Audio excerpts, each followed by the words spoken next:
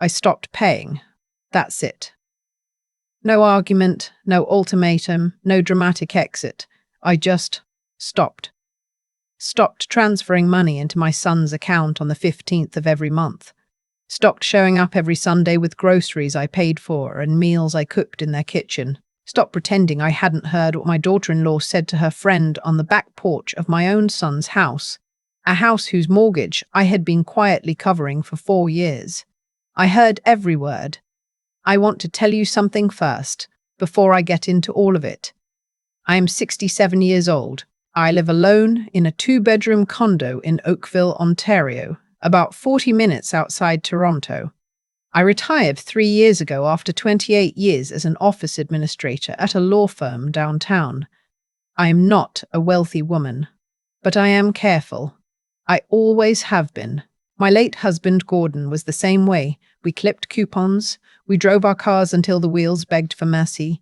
We paid off our mortgage in 19 years instead of 25. When Gordon passed, 6 years ago now, I was left with the house paid off, a modest RRSP, and the kind of quiet dignity that comes from having never asked anyone for anything. My son's name is James. He is 39 years old. He works in sales for a tech company. Not a bad job, decent salary, but James has always spent money the way other people breathe. Easily, without thinking. His wife, who I will call my daughter-in-law, has been in the picture for 7 years. Married 5. They have 1 daughter, my granddaughter, who just turned 4 and is the single greatest thing in my life. I adore that child in a way I cannot put into words. I tell you all this so you understand. I was not a distant mother-in-law who swooped in and caused trouble. I was present. I was generous. Perhaps too generous. I can see that now. But at the time, I thought that was what love looked like. It started the way most things start, slowly, and then all at once. When James and my daughter-in-law bought their house in Burlington, they were short. The market in the Greater Toronto area had done what it always does, climbed out of reach for young families. They found a place they loved, a 3-bedroom semi-detached on a quiet street near the lake, but the numbers didn't quite work. The mortgage payment combined with their other expenses was going to be tight, very tight. James came to me. He sat at my kitchen table, the same table he'd eaten breakfast at every morning growing up, and he showed me the numbers on his laptop. I looked at them. I looked at him. And I said, yes, I would contribute $800 a month toward the mortgage. Not a loan, I didn't want that awkwardness. A contribution. A mother helping her son get settled. Gordon would have done the same thing. What I did not fully anticipate was how permanent temporary help can become. 1 year became 2, 2 became 4. The $800 became as reliable to them as the sun rising. It was simply part of their budget. They planned around it. They never once said, we should figure out how to manage without this. They never once said, Mum, we want to try to handle it ourselves now. They just expected it. Every 15th of the month, there it was in their account. In those 4 years, I watched things that made me uneasy. A trip to Mexico, a new SUV, leased, not bought, but still. A kitchen renovation that my daughter-in-law showed me photos of, very proudly, as though I hadn't noticed that I was essentially funding it indirectly. James got a bonus 1 year, and they went to Portugal for 2 weeks. Beautiful pictures. My daughter-in-law posted them on Instagram with the caption, "Living our best life." I told myself it wasn't my business how they spent their money. I was wrong to tell myself that. But I did. The Sunday visits were my idea, originally. I wanted to be involved, to see my granddaughter, to not be one of those grandmothers who exists only at Christmas and birthdays. So I would drive down on Sundays, usually arriving around noon, and I would bring things. Groceries, not just a token bag, a proper shop. $60 or $70 from the metro on Lakeshore, and I would cook. Sometimes a roast, sometimes a big pot of soup, sometimes the chicken casserole James had loved since he was 12. My daughter-in-law rarely cooked. She is not a bad person. I want to be careful to say that, but the kitchen was never her space, and over time, my Sunday visits became something else. They became expected, counted on. The last time I cancelled, I had a terrible cold. I could barely get off the sofa. My daughter-in-law texted James rather than me, and he called to ask if I could at least drop off food before I went home. He said, and I remember this clearly, "We kind of planned around you coming." I drove to their house with a sore throat and a box of Kleenex on the passenger seat. I wish I could say that was the moment I woke up, but it wasn't. The moment came in November. They were hosting a birthday dinner for my daughter-in-law's mother, a woman I have always found perfectly pleasant, if a little cool toward me. There were about 12 people there. Family on her side, a couple of their friends.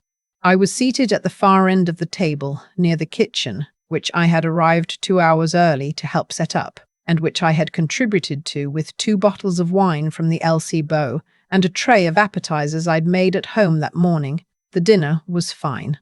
Loud, the way family dinners are, wine flowing. My granddaughter had been put to bed upstairs. I was on my second glass of Riesling, listening to a conversation I was not really part of, when my daughter-in-law's sister, who had had more than her share of wine, leaned across the table and said something to my daughter-in-law in a voice that was not quite as quiet as she intended.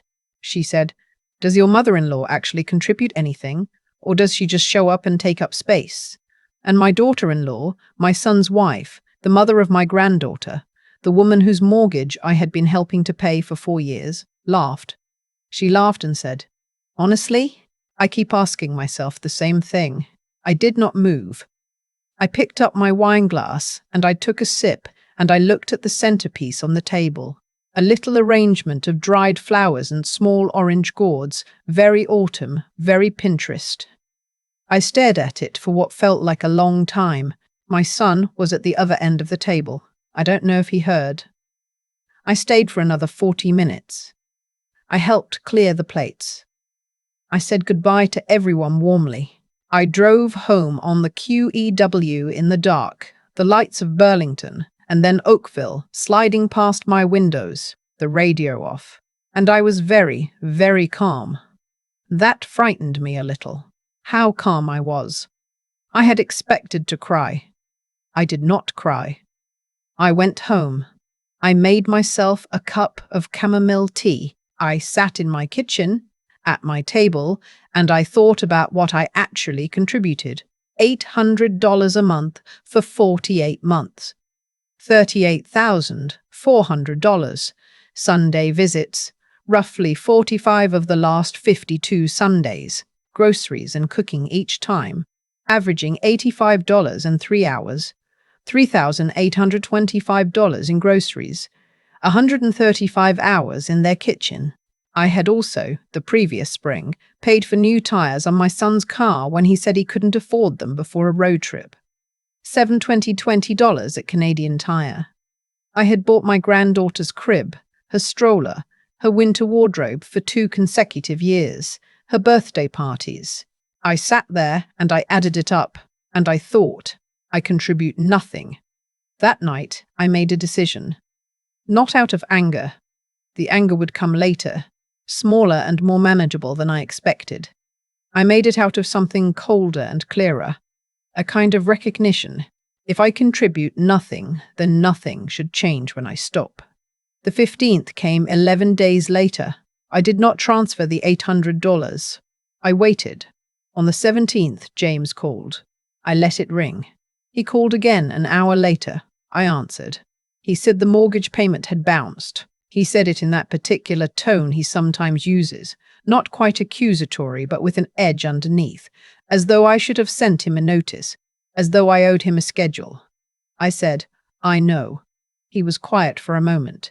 Then, "Is everything okay?" I said. "Everything is fine. I've decided to stop the transfers." Another silence. Longer this time. "What do you mean, stop?" "I mean permanently, James. I've been contributing to your mortgage for 4 years.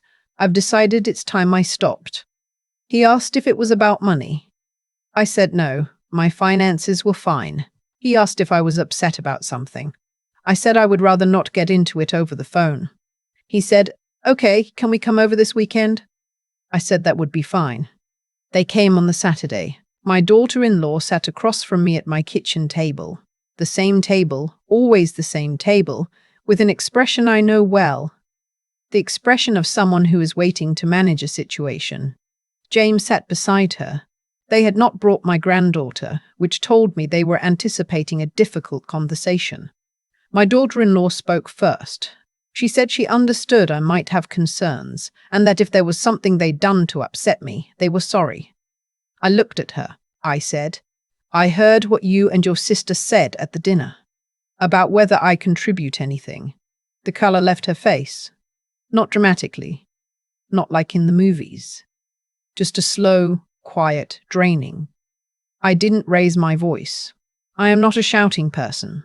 I simply told her that I had been contributing $800 a month to their mortgage for 4 years. That I had spent most of my Sunday afternoons in their home cooking and buying groceries.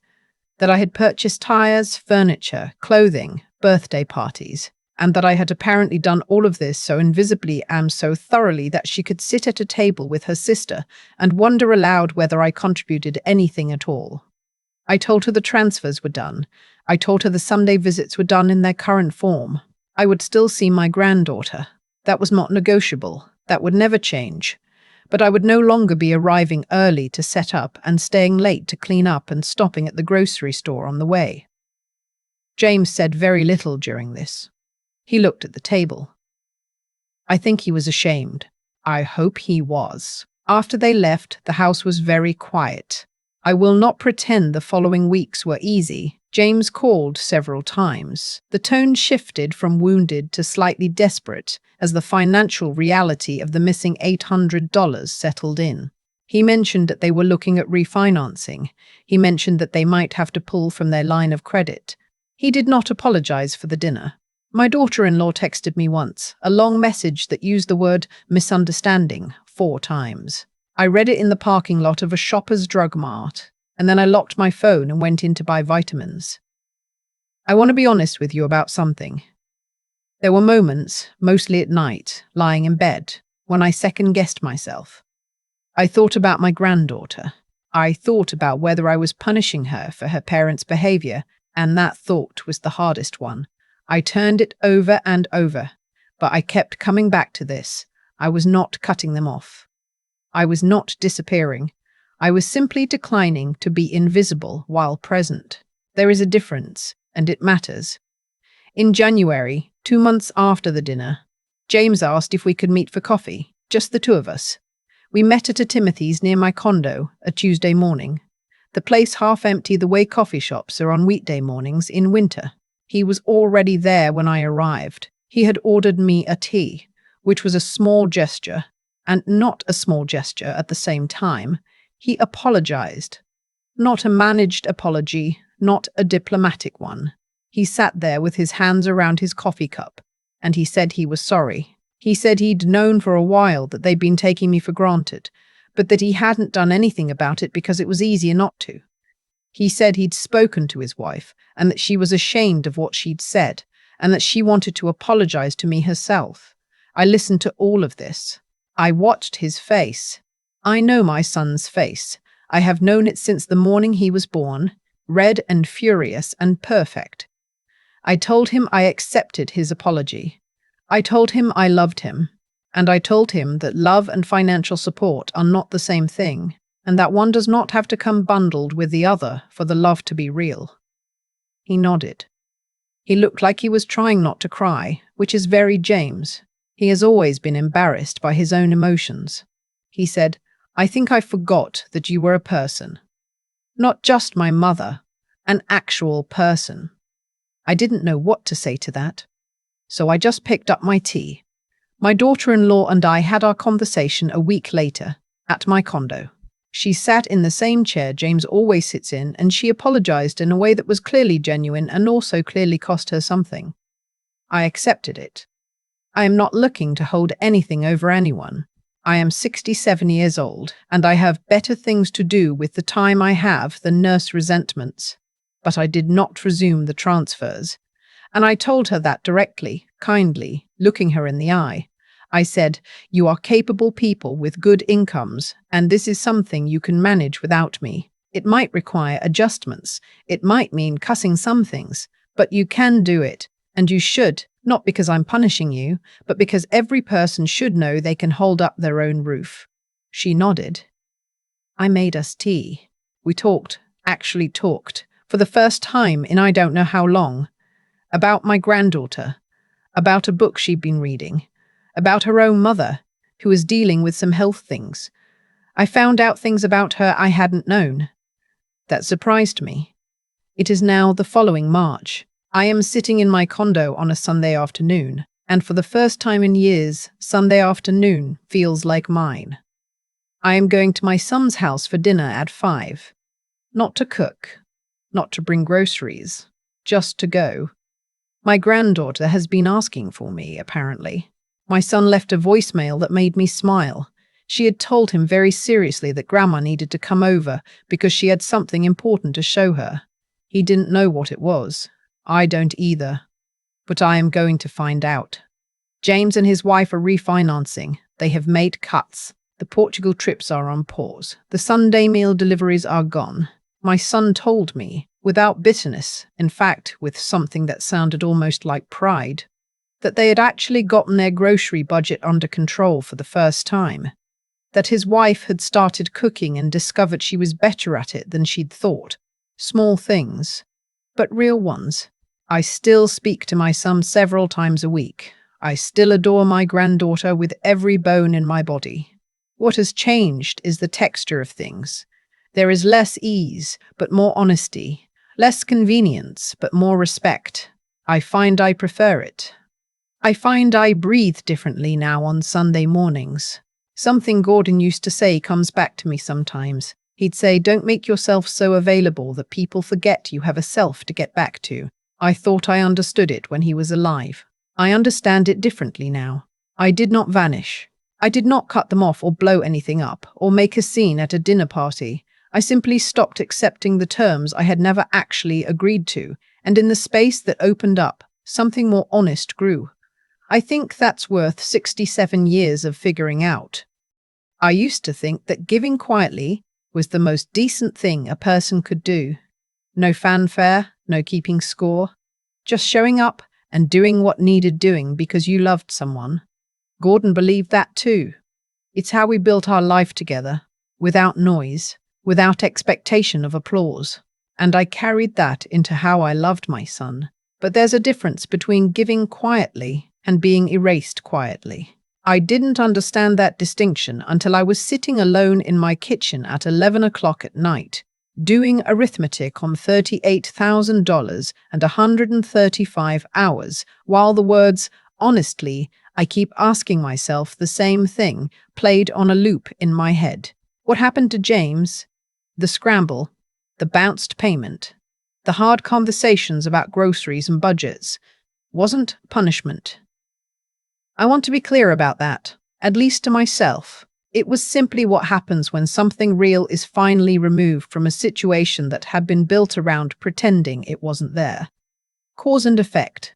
Nothing more mystical than that. You take away the thing that was holding the weight, and the weight becomes visible. That's not cruelty.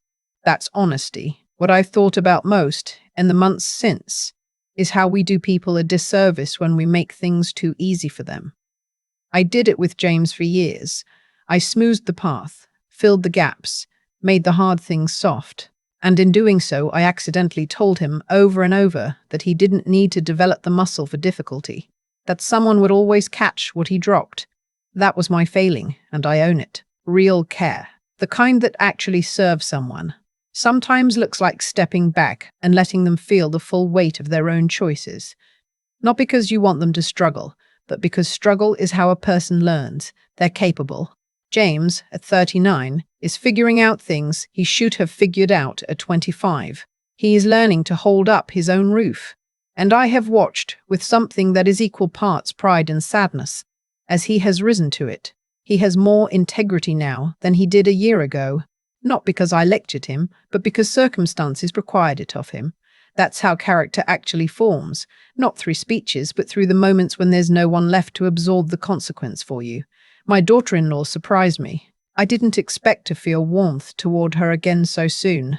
But she sat in my kitchen and she was honest, and honesty costs something. I respect what it cost her.